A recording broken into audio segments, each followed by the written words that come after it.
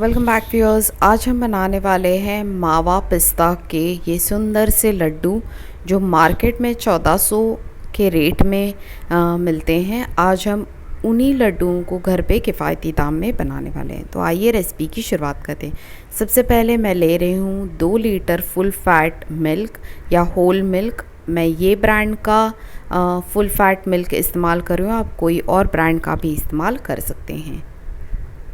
इस रेसिपी में हम टोन्ड मिल्क, स्किम मिल्क या काउस मिल्क का इस्तेमाल नहीं करेंगे, वरना आपके लड्डुओं के टेस्ट और टेक्सचर दोनों में फ़र्क आएगा। दूध को उबालने के लिए रख देंगे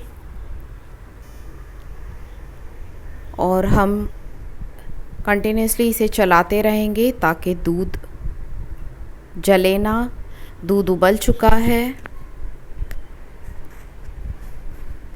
ये पूरी रेसिपी को हम हाई पे ही करेंगे, इसीलिए मैं लगातार चला रही हूँ।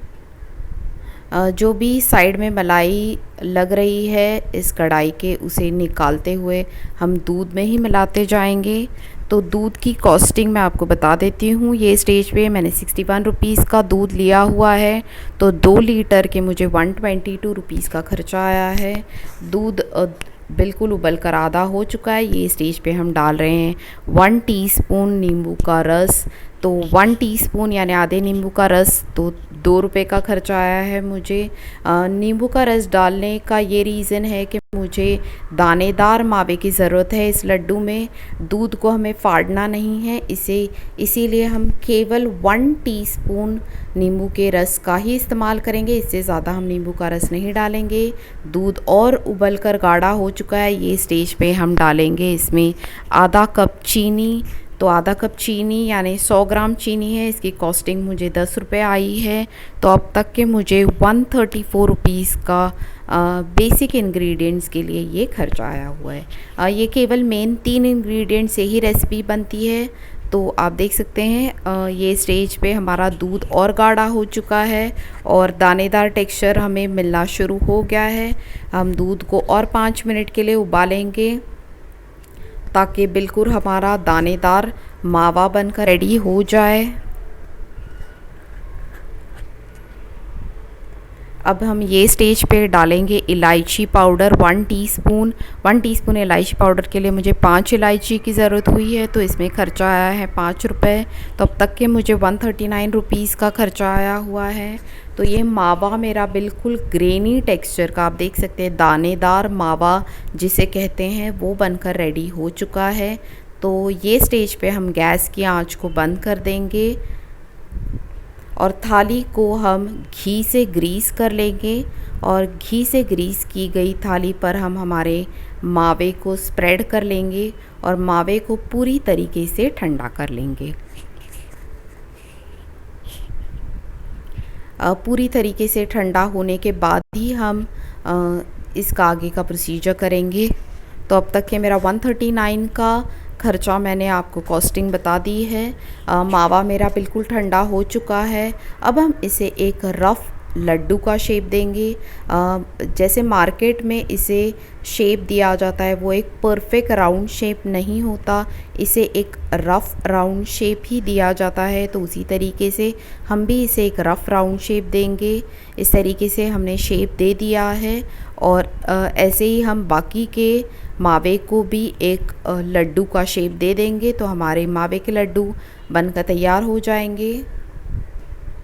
मैं बाकी लड्डुओं को भी इस तरीके से शेप दे रही हूँ और मेरे मावे के लड्डू बनकर तैयार हो गए हैं। अब हम इसे कोट कर लेंगे पिस्ते से।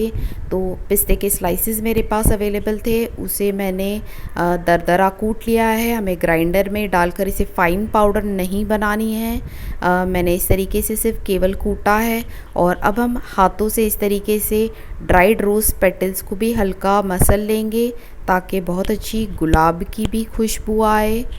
तो ये पिस्ते की, और हालांकि गुलाब बहुत ज़्यादा पंखुड़ियाँ महंगी नहीं आती है, फिर भी पिस्ते और गुलाब की कॉस्टिंग मैंने 50 रुपये की ले ली है। और अब हम मावे के लड्डू को इस तरीके से पिस्ते के क्रश्ड पिस्ते में डालकर कटोरी को या इस तरीके से घुमा सकते हैं, मूव कर सकते हैं, या आप लड्डू को इस तरीके से मूव कीजिए ताकि अच्छे से पिस्ते और गुलाब की कोटिंग हो। तो टोटल अभी तक मुझे खर्चा आया है 189 रुपीज़। और ये मेरा मावे का लड्डू, पिस्ता मावे का लड्डू बिल्कुल मार्केट में जैसे अवेलेबल होता है वैसे ही मेरा मावे का लुक में, टेक्सचर में और टेस्ट में बनकर रेडी हो चुका है। इस तरीके से मैं बाकी के मावा पिस्ते के लड्डू को भी अच्छे से पिस्ते से कोट कर रही हूँ ताकि हमारी लुक भी अच्छी आए। इस तरीके से ये बाकी के लड्डू भी मेरे रेडी हो चुके हैं। इन लड्डुओं को मार्केट में पेपर कप्स में ही सर्व किया जाता है, तो इस तरीके से मैं पेपर कप्स ले रही हूँ। ये पेपर कप्स की कॉस्टिंग है 1 रुपी पर पेपर कप।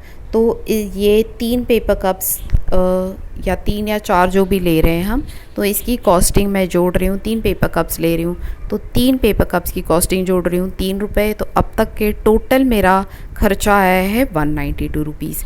तो आप समझ ही गए होंगे कि ये 200 रुपये के अंदर किस तरीके से मेरा खर्चा आया हुआ है।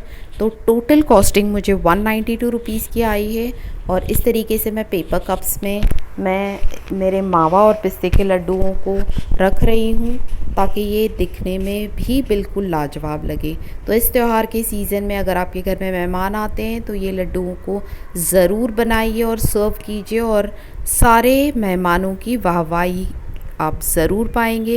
तो आपने देखा इसको बनाने का तरीका कितना आसान था, दाम कितना किफ़ायती और कितने कम टाइम में ये लड्डू बनकर तैयार हो गए हैं। तो आप भी ज़रूर बनाइए और आपके अनुभव मेरे साथ ज़रूर शेयर कीजिए। तब तक के लिए बाय।